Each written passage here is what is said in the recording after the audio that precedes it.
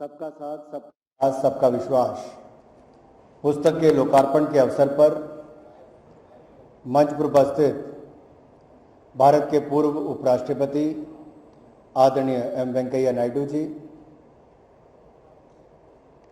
हमारे केरल के महामहिम राज्यपाल आदरणीय आरिफ मोहम्मद खान जी, सूचना प्रसारण मंत्रालय के सचिव श्री अपूर्व चंद्र जी,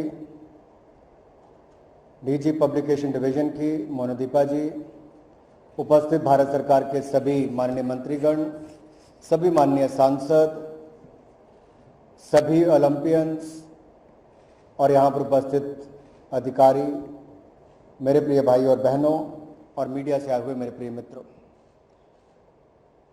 कहा जाता है कि किताबें मन का वह भोजन है जिसको खाया जाए तो भूख उतनी ही बढ़ जाती है। और नरेंद्र मोदी जी की तो एक किताब पढ़ने के बाद कब दूसरी किताब आने वाली है उसका इंतज़ार रहता है।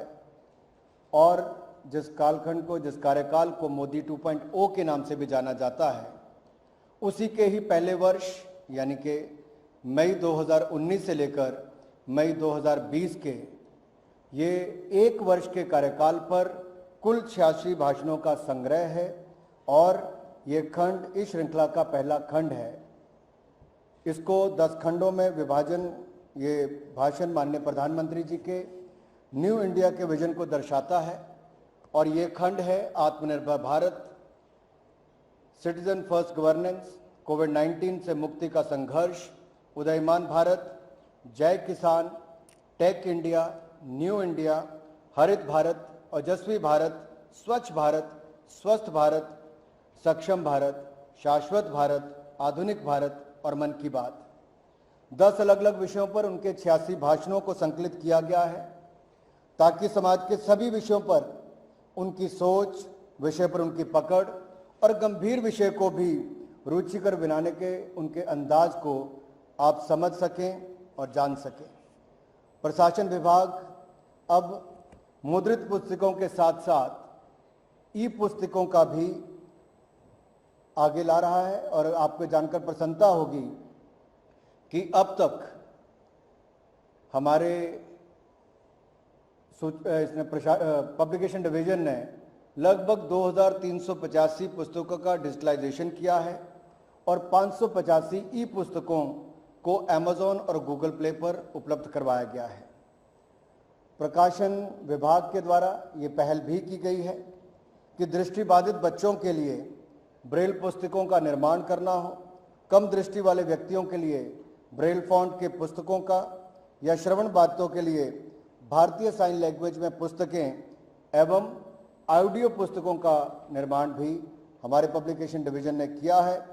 QR कोड का इस्तेमाल भी किया है जिसके लिंक से आप सीधा प्रधानमंत्री जी के भाषण को भी सुन सकते हैं। और ये एक नई पहल है और अभी एक प्रारंभिक व्यवस्था में है। मोदी जी के बतौर प्रधानमंत्री संबोधनों का ये संकलन भविष्य के इतिहासकारों के काम आएगा। और मुझे खुशी इस बात की है कि आज सबका साथ, सबका विकास, सबका विश्वास इस पुस्तक के विमोचन के लिए कोई और नहीं बल्कि हम सबके लोकप्रिय और प्रिय भारत के पूर्व उपराष्ट्रपति आदरणीय वेंकैया नायडू जी आए हैं। मैं आप सबकी ओर से उनका बहुत बहुत स्वागत, अभिनंदन करता हूं।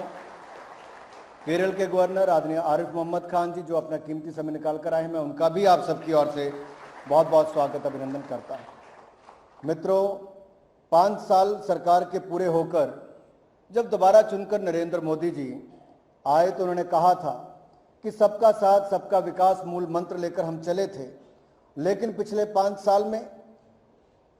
साल के अखंड एकनिष्ठ पुरुषार्थ ने, जनता जनार्दन ने उसमें एक अमृत भर दिया है और वो अमृत है सबका विश्वास। और मैं कहना चाहता हूं विपक्ष के साथियों को भी कि वो गंभीरता से इस पुस्तक को पढ़ें भी, क्योंकि उनके आधे से अधिक सवालों का जवाब इस पुस्तक में मिल जाएगा।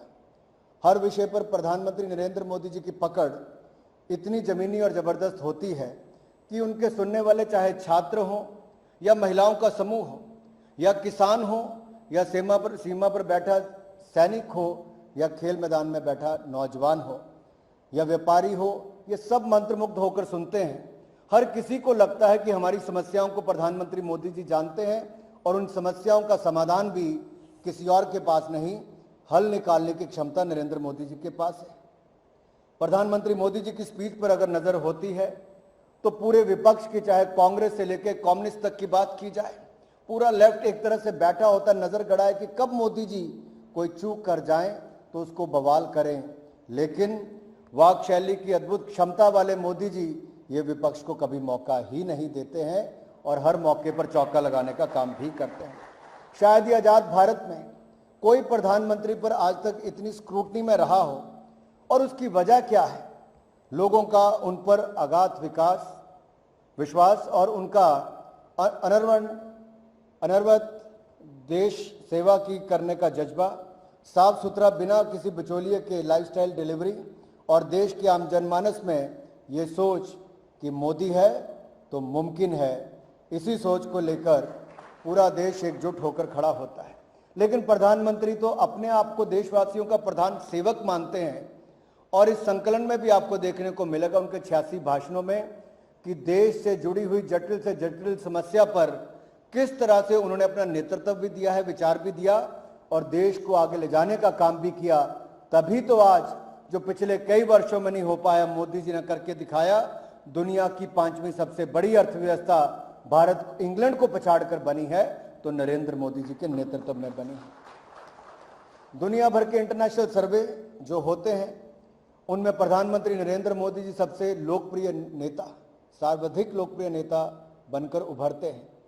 दुनिया भर के जो शक्तिशाली राष्ट्रीय अध्यक्ष हैं उन्होंने भी चाहे प्रत्यक्ष रूप से या परोक्ष पक्ष उनको मोदी जी के क्षमता के बारे में बार बार कहा है और मोदी का मतलब क्या है ये समझाने का प्रयास भी किया है।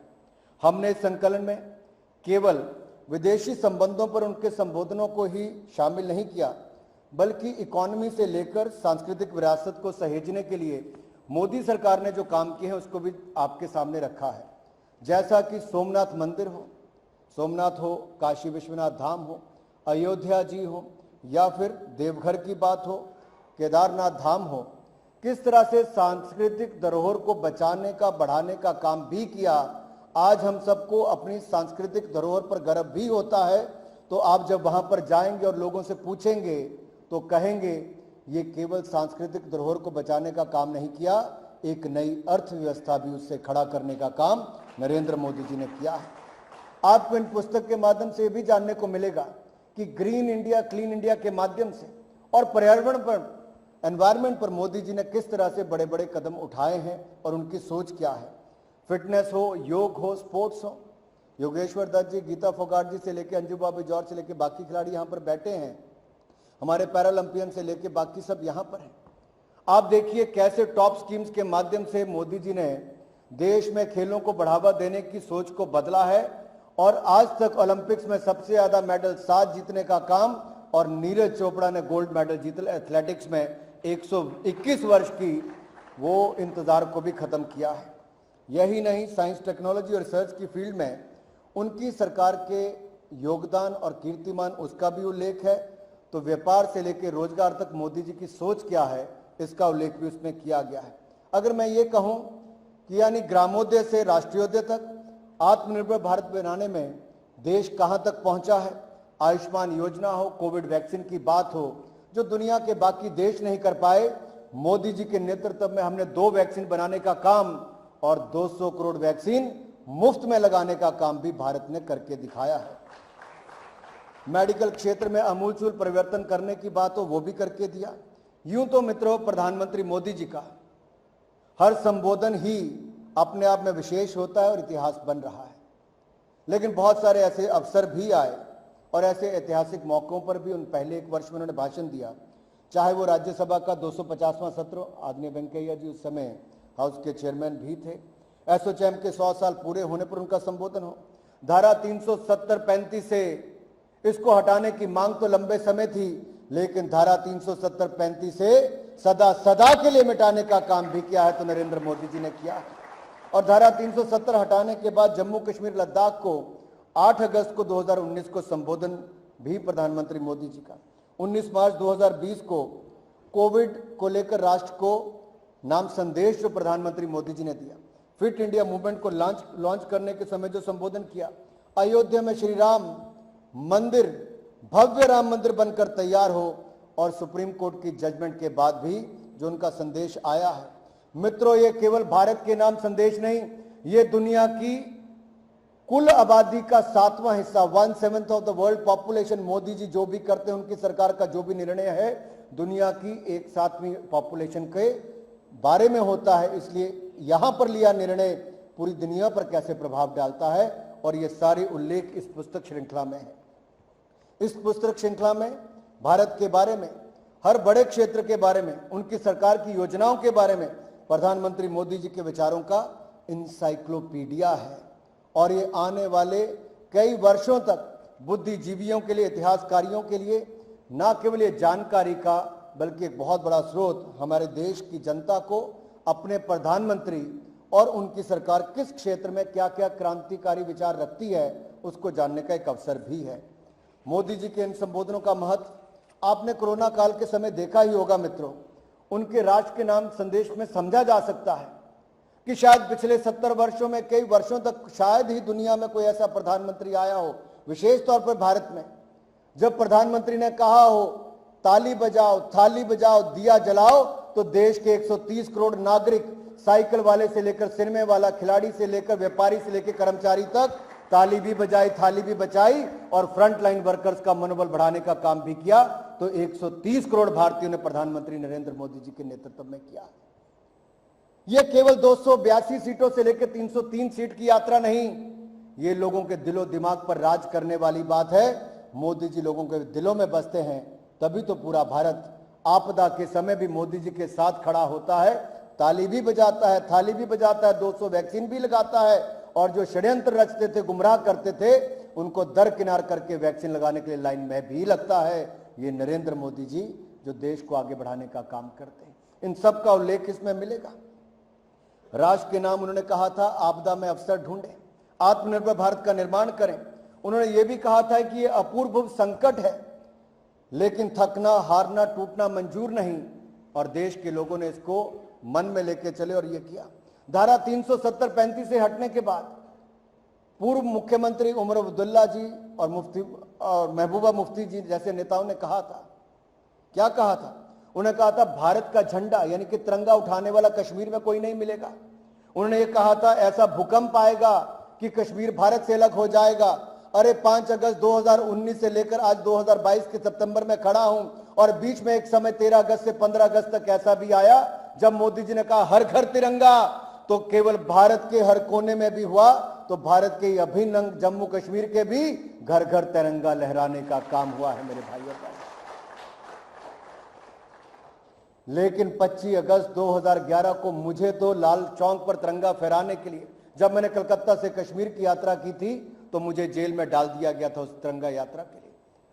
अरुण जेटली जी, सुषमा स्वराज जी, इनको भी जेल में डाल दिया। अपने ही देश के अभिन्न अंग में तिरंगा झंडा नहीं फहराने दिया जाता था।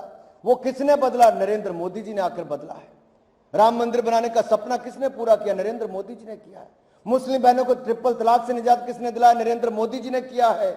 और ये सभी नहीं, जम्मू कश्मीर की लोगों की आशाओं आकांक्षाएं पूरी हो और उनके सपनों को पंख लगे, इसके लिए सेंट्रल यूनिवर्सिटी हो, ट्रिपल आईटी हो, आईआईटी हो, आईआईएम हो, जवाहर टनल से लेकर कई टनल बनाने की बात हो, नेशनल हाईवे 4 लेन बनाने की बात हो, इन सपनों को भी किसी ने पूरा किया है जम्मू कश्मीर के लिए, तो नरेंद्र मोदी जी की सरकार ही कर रही है। इस संकलन में मोदी जी के वो ऐतिहासिक संबोधन भी है जिनको उन्होंने संविधान निर्माण के 70 वर्ष पूरा होने पर दिया था। उन्होंने कहा था संविधान की मजबूती की वजह से ही हम एक भारत श्रेष्ठ भारत की तरफ कदम बढ़ा पा रहे हैं। और उन्होंने ये भी कहा था बाबा साहब अम्बेडकर का ही दिया हुआ संविधान है जिसके कारण गरीब परिवार से आने वाले नरेंद्र मोदी जी, जिसको कल तक कोई चाय बेचने वाला कहता था, उनकी ईमानदारी, उनके काम, उसकी देशभक्ति, राष्ट्रवाद को लेकर देश के लोगों ने उनको एक बार नहीं 2 बार इस देश के प्रधानमंत्री पूर्ण बहुमत से बनाने का मौका दिया है मेरे भाइयों और बहनों। यही नहीं, उन्होंने ये भी कहा कि कैसे 21वीं शताब्दी में न्यू इंडिया के सपने को पूरा करने के लिए हमारी व्यवस्था में ब्यूरोक्रेसी 21वीं सदी के सपने और सोच को अनिवार्य है।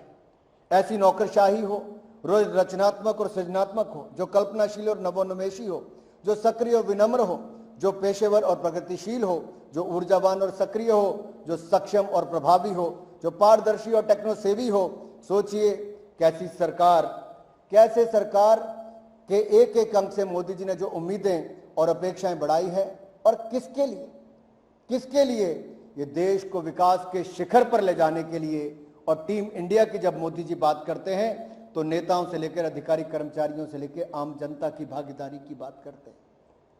इस पुस्तक से ना केवल मीडिया के लिए, ना केवल शोधकर्ताओं के लिए, ना केवल बुद्धिजीवियों के लिए, बल्कि आम जनमानस को बहुत कुछ सीखने का अवसर मिलेगा।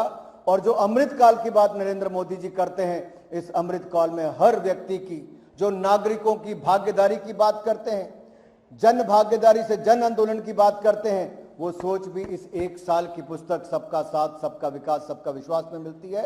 और मुझे पूर्ण विश्वास है आज जब वेंकैया जी के कर कमलों से इस पुस्तक का विमोचन होगा तो प्रधानमंत्री मोदी जी का जो आत्मनिर्भर भारत का सपना है, जो $5 ट्रिलियन इकोनॉमी बनाने का सपना है, वो भी पूरा होगा। क्योंकि मोदी जी ने चाहे जीएसटी हो, कंपनीज एक्ट में बदलाव हो, चाहे यूपीआई भीम हो, चाहे डीबीटी हो, इन सब के माध्यम से एक ट्रांसपेरेंसी भी लाए, अकाउंटेबिलिटी भी लाए, जनता के खाते में पैसा भी पहुंचा और खाने वालों को बाहर निकालने का मौका भी दिया। मुद्रा योजना से लेकर स्वनिधि तक गरीब से गरीब के हाथ में पैसा पहुंचाया। ECLGS स्कीम के माध्यम से व्यापारियों को पैसा देने का काम भी किया, बगैर गारंटी के देने का काम किया।